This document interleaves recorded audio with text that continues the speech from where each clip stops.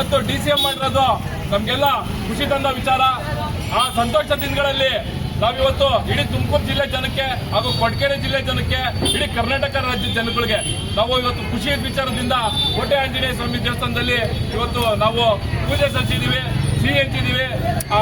ಪರಮೇಶ್ ಸಾಹೇಬರಿಗೆ ಉಪಮುಖ್ಯಮಂತ್ರಿ ಮಾಡೋದ್ರಿಂದ 116 ತೆಂಗಿನಕಾಯಿ ಹೊಡೆದು ಅರ್ಕೆ ಹೊತ್ತಿದ್ದು ನಾವು 116 ತೆಂಗಿನಕಾಯಿ ಹೊಡೆದು ಅರ್ಕೆ ತೀರಿಸಿದ್ದೀವಿ.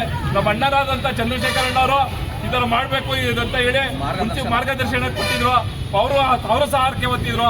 ಹಾಗಾಗಿ ನಾವು ಬಂದಿವತ್ತು ಕೋಟೆ ಆಂಜನೇಯ ಸ್ವಾಮಿ ದೇವಸ್ಥಾನ ತುಮಕೂರಿನಲ್ಲಿ ಆ ಅರ್ಕೆಯನ್ನ ತೀರಿಸಿದ್ದೀವಿ.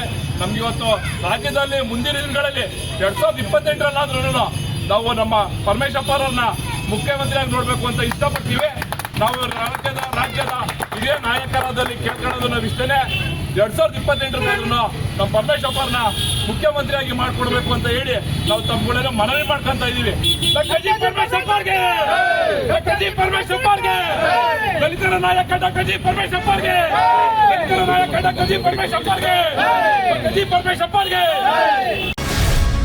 ಗ್ಯಾರಂಟಿ ನ್ಯೂಸ್, ಸುದ್ದಿ ಖಚಿತ, ನ್ಯಾಯ ನಿಶ್ಚಿತ.